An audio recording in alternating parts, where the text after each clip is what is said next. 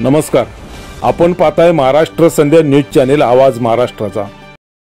नमस्कार।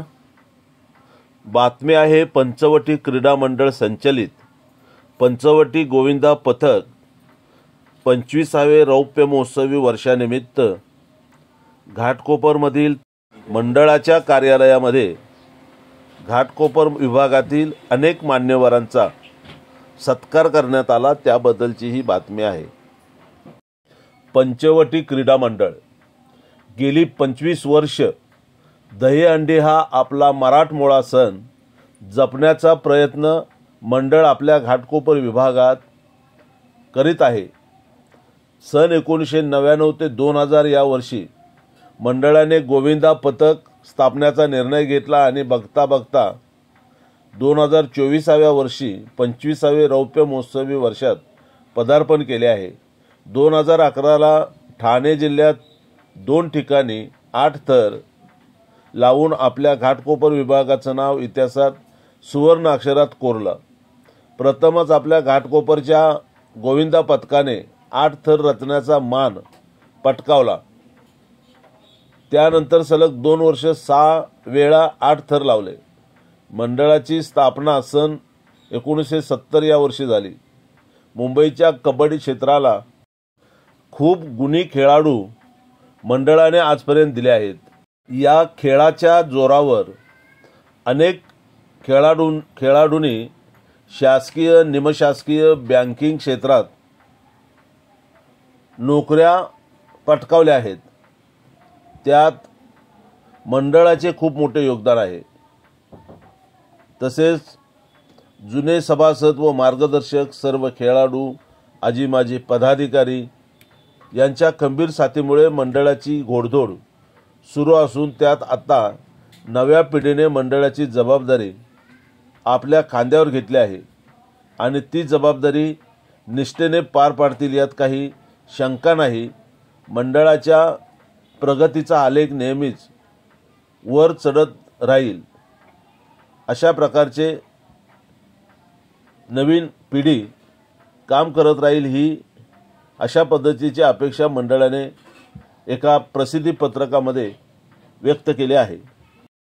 पंचवटी क्रीडा मंडळ संचलित पंचवटी गोविंदा पथकाचं हे 25वे रौप्य महोत्सवी वर्ष आहे आणि या निमित्त घाटकोपर विभागातील अनेक मान्यवरांचा मंडळाच्या वतीने सत्कार करण्यात आला।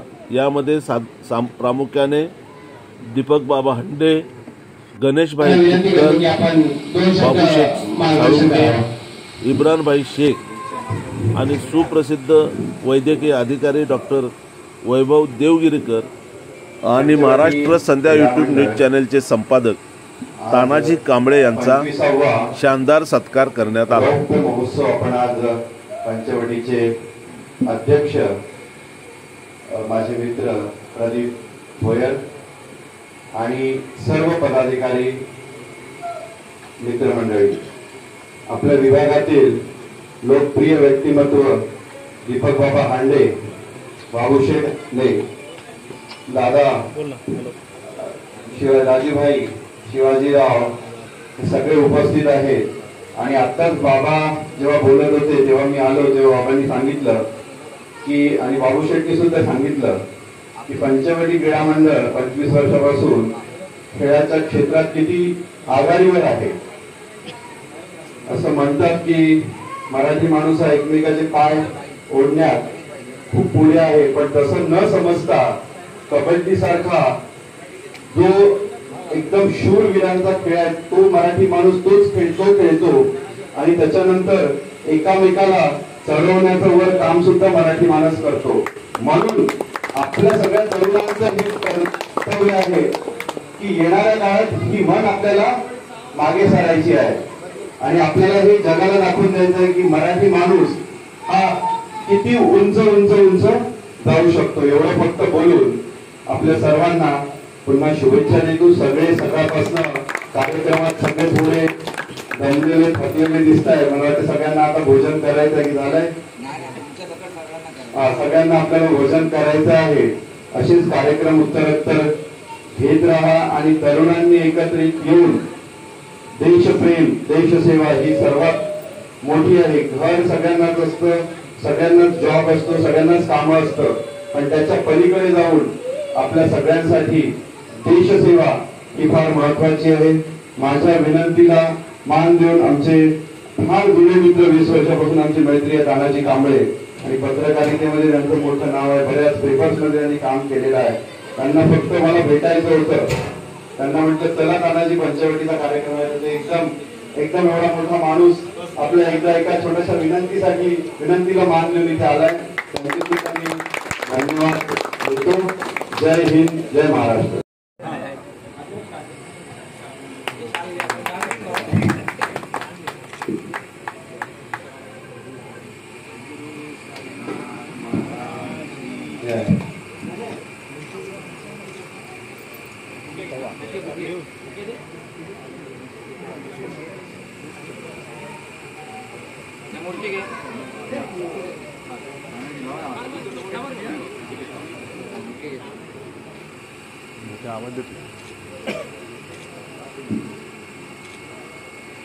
घाटकोपरचे देवदूत डॉक्टर जयंतीकर सर यांचा आपण यथोचित सन्मान करत आहोत, त्याचा त्यांनी स्वीकार करायचा आहे। धन्यवाद सर, आपण आलात। आज सकाळी एक आरोग्य शिबिर आपण घेतलं होतं।